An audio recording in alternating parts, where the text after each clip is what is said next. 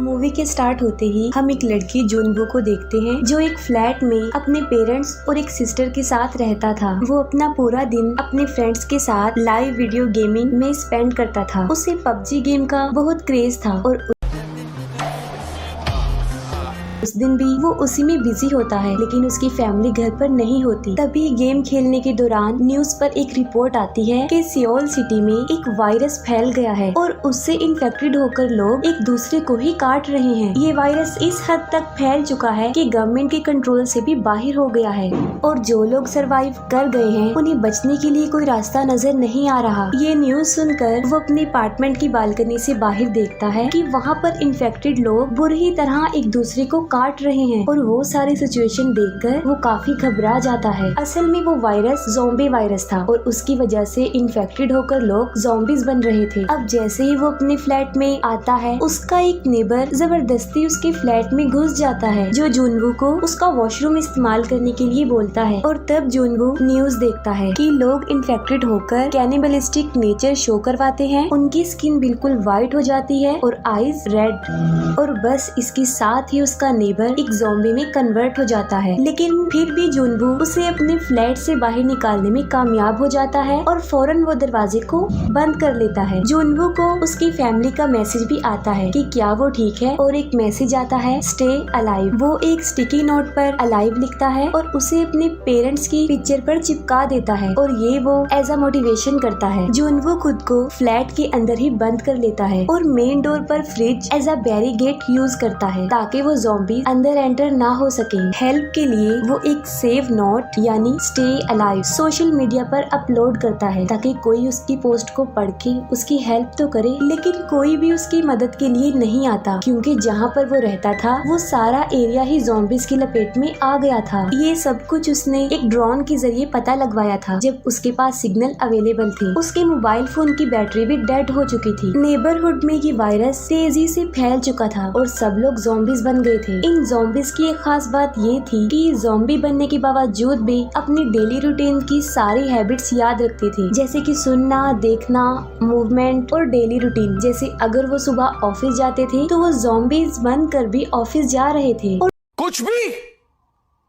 कुछ भी सुनने में ये ज़ॉम्बीज में एक नया कॉन्सेप्ट लग रहा था। जुनवो को याद आता है कि वो रेडियो के थ्रू हेल्प के लिए किसी को मैसेज भेज सकता है, लेकिन उसके घर में इस किस्म की कोई भी डिवाइस अवेलेबल नहीं थी। वक्त गुजरता जा रहा था और हर रोज जुनवो मदद लाने के लिए वीडियो बनाया करता था और जाहिर है इतने दिन घर में एक कैद की तरह रहने से उसकी सारी फूड सप्लाई के साथ साथ इंटरनेट और नेटवर्क भी नहीं रहता। रात को वो एक पुलिस ऑफिसर को देखता है जो अपनी जान बचाने के लिए उन ज़ॉम्बीज से लड़ रही थी, लेकिन वो ज़ॉम्बीज उसे भी मार डालते हैं। वो सब कुछ जुनवो की आंखों के सामने हो रहा था। वो उन ज़ॉम्बीज का ध्यान अपनी तरफ लगाने के लिए उसे बचाने की कोशिश करता है, लेकिन इसका कोई भी फायदा नहीं होता। इसी दौरान एक ज़ॉम्बी मेन डोर को ओपन करके उसकी तरफ आने की कोशिश करता है और तब वो उस ज़ॉम्बी को लटक कर इस तरह दिखाता है कि जैसे वो नीचे गिर गया हो, और उसके साथ ही वो ज़ॉम्बीज नीचे गिरकर मारे जाते हैं। लेकिन जुनवो समझदारी का मुजाहिरा करते हुए बच जाता है। अब इन ज़ॉम्बी से तो वो जान बचा लेता है, लेकिन फिर वो देखता है कि घर में खाने की सब चीजें खत्म हो गई हैं और तब वो ड्रिंक करके अपना गुजारा चलाता है। स्टार्टिंग में उसे अच्छा फील होता है, फिर उसे हेल्यूसिनेशंस होते हैं कि उसकी फैमिली घर आ गई है, सब कुछ नॉर्मल हो गया है, लेकिन असल में ऐसा कुछ भी नहीं हुआ था। सडन उसकी मोबाइल फोन का नेटवर्क रिस्टोर होता है और उसकी फैमिली की तरफ से एक वॉइस मैसेज आया होता है। वो वॉइस मैसेज एक नॉर्मल इंसान में लास्ट था क्योंकि अब वो भी ज़ॉम्बीज बन चुके थे। वो काफी गुस्से में आ जाता है और घर को तोड़ने लगता है। गुस्से में आकर वो घर का सारा सामान तोड़कर फ्लैट से बाहर आ जाता है, लेकिन इन खतरनाक ज़ॉम्बी से लड़कर उनका भयानक रूप देखकर वो वापस अपने फ्लैट में आ जाता है और बस उसके जहन में एक ही बात घूम रही थी और वो थी स्टे अलाइव। इन ज़ॉम्बीज को देखकर वो ये डिसाइड कर लेता है कि वो ज़ॉम्बी तो बिल्कुल नहीं बनेगा।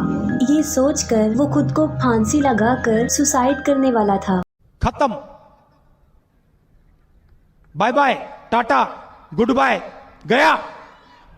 और तभी कोई सामने वाले फ्लोर से एक लेजर लाइट की मदद से उसे बचा लेता है। वो उठकर देखता है तो उसके सामने वाली बिल्डिंग में एक और सर्वाइवर बची थी जिसका नाम किम यूबिन था। वो दोनों डेली सिग्नल्स के थ्रू बातें किया करते थे। यूबिन ने अपने घर के मेन डोर पर एक ट्रैप भी लगाया था जिसके अंदर एक ज़ॉम्बी फंस जाता है और मौके का फायदा उठाकर यूबिन उसे मार डालती है। यूबिन एक अच्छी लड़की थी, वो किसी को भी मारना नहीं चाहती थी, लेकिन सिचुएशन कुछ ऐसी थी कि उसे उस ज़ॉम्बी को मारना पड़ा क्योंकि अगर वो उसे न मारती तो वो शायद उसे मार डालता। यूबिन देखती है कि जुनवू काफी दिन से भूखा है तो वो उसे खाना देने के लिए एक रस्सी को बांधकर उसके अपार्टमेंट में फेंकने की कोशिश करती है, लेकिन जिस बॉल के जरिए वो रस्सी को उस फ्लोर तक फेंक रही थी वो वहाँ पहुँचने की बजाय नीचे गिर जाती है। तब जुनवू अपना ड्रोन भेजता है और ड्रोन के जरिए उन दोनों के बीच एक रस्सी बांध दी जाती है और जुनवू तक खाना पहुँचाया जाता है। उसके बाद एक ज़ॉम्बी उस बॉल को देख लेता है जो अपनी रियल लाइफ में एक फायर फाइटर था और उसे रस्सी पकड़कर आसानी से ऊपर चढ़ना भी आता था क्योंकि ये ज़ॉम्बीज की नेचर में शामिल था कि वो अपनी किसी भी हैबिट को नहीं भूलते। वो उस बॉल को पकड़कर खींचता है जो रस्सी के सहारे यूबिन के रूम के एक टेबल से बांधी गई थी। वो टेबल अपनी जगह से मूव करता है और जोर से आकर यूबिन को लग जाता है जिसकी वजह से वो बेहोश हो जाती है और वो ज़ॉम्बीज रस्सी को पकड़कर ऊपर चढ़ने लगते हैं। जुनवू अपना ड्रोन उस ज़ॉम्बी की तरफ भेजकर उसकी अटेंशन को डाइवर्ट करता है और उसके फेस पर एक कट भी लगा देता है, लेकिन अब जुनवू के मेन डोर पर भी ज़ॉम्बीज दरवाजा तोड़ने की कोशिश कर रहे होते हैं जिससे उसका ध्यान ड्रोन के कंट्रोल से हट जाता है और वो ज़ॉम्बी उस ड्रोन को पकड़ लेता है। लेकिन इसी दौरान यूबिन होश में आ जाती है। वो उस ज़ॉम्बी का हाथ काट देती है और वो सीधा जाकर नीचे गिरकर मर जाता है। जुनवू डिसाइड करता है कि वो आसपास के फ्लैट में जाकर वहाँ पर खाना ढूंढेगा। वो एक ज़ॉम्बी के पास से चाबी लेता है और फ्लैट के अंदर चला जाता है।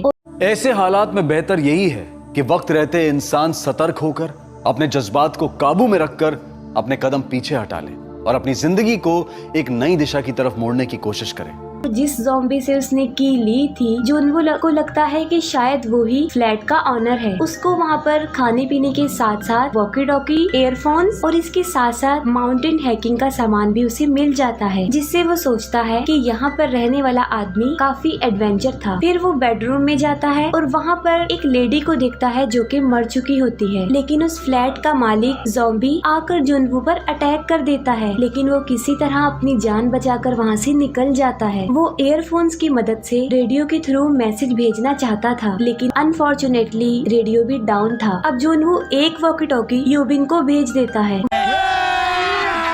अभी मजा आएगा ना भिड़ो। वो दोनों वॉकी टॉकी के जरिए काफी दिन तक एक दूसरे से बातें करते रहते हैं। यूबिन जुनवू को बताती है कि उसे हाइट से बहुत डर लगता है। यहाँ पर हमें ये रियलाइज होता है कि खाने पीने के अलावा इंसान को किसी के साथ की भी जरूरत होती है, क्योंकि अकेला रहना भी इंसान के लिए कभी कभी किसी नुकसान से खाली नहीं होता। पानी पीने के लिए ये दोनों बाहर कंटेनर्स रखा करते थे और जब बारिश होती थी तो वो कंटेनर्स पानी से भर जाया करते थे। एक दिन बहुत सारे ज़ॉम्बीज उस पूरे अपार्टमेंट में फैल जाते हैं। उन ज़ॉम्बीज की मूवमेंट से ऐसा फील हो रहा था कि जैसे बारिश हो रही है, लेकिन असल में वो उन ज़ॉम्बीज के भागने की आवाज थी। भगदड़ में यूबिन से कुछ चीजें गिर जाती हैं, जिससे साउंड हो जाती है, जिस पर सारे के सारे ज़ॉम्बीज उसी के फ्लैट की तरफ आने लगते हैं। लेकिन तभी जुनवू यूबिन के साथ वाले फ्लैट से अपने घर के लैंडलाइन नंबर से उस पर कॉल कर देता है, जिससे वो सारे ज़ॉम्बीज यूबिन के साथ वाले फ्लैट में चले जाते हैं। यानी इन ज़ॉम्बीज के सुनने की पावर काफी स्ट्रॉन्ग थी। ये दोनों बात करते हैं कि अगर वो यहीं पर ऐसे ही पड़े रहे तो वो एक दिन मर जाएंगे। यूबिन बताती है कि उसने जुनवू की बिल्डिंग के फ्लोर नंबर 8 पर किसी ज़ॉम्बी को भी नहीं देखा, तो वो कहती है कि उन्हें वहाँ जाकर अपनी जिंदा रहने के लिए खाने को ढूंढना होगा। वो दोनों नीचे आते हैं और ज़ॉम्बी से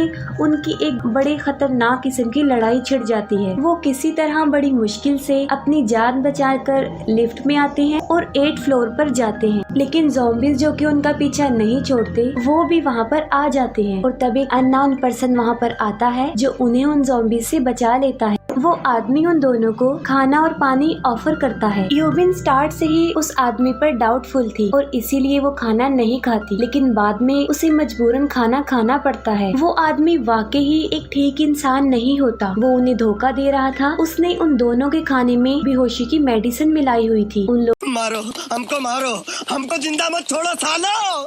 हम कोई मंदिर का घंटा है कि कोई भी आके बजा जाता है। लोगों के बेहोश होने के बाद वो उन्हें बांध देता है। असल में ये आदमी अपनी ज़ॉम्बी बीवी के लिए यूबिन को एज अ फूड लेकर जा रहा था। वो यूबिन को अपनी ज़ॉम्बी वाइफ के रूम में फेंक देता है, लेकिन तभी जुनवू को होश आता है और वो उस आदमी को गन पॉइंट कर देता है, लेकिन वो फिर भी उसकी नहीं सुनता। यहाँ पर यूबिन समझदारी का मुजाहिरा करती है। वो एक कपड़े के उस आदमी की वॉइस का फेस कवर करके उसी आदमी के ऊपर छोड़ देती है और वो औरत अपने हस्बैंड को ही काट लेती है। अब यूबिन ना चाहते हुए भी उन्हें मार देती है और गोलियों की आवाज सुनकर सारे ज़ॉम्बीज उस फ्लैट की तरफ बढ़ते हैं और तभी यूबिन जुनवो को कहती है कि वो उसे शूट कर दे और तभी उन्हें हेलीकॉप्टर की आवाज आती है। वो दोनों ज़ॉम्बीज का काफी मुकाबला करते हुए बिल्डिंग की छत पर आ जाते हैं, लेकिन अफसोस वहाँ पर उन्हें कोई भी हेलीकॉप्टर नजर नहीं आता। वो चंद बची कुची गोलियों से उन ज़ॉम्बीज को शूट करते हैं और साथ साथ अपने लिए प्रे करते हैं कि वो बच जाएं। और तभी अचानक से वहाँ पर हेलीकॉप्टर सच में आ जाते हैं। उन ज़ॉम्बीज को शूट करते हुए दोनों को सही सलामत हेलीकॉप्टर में बिठा लिया जाता है।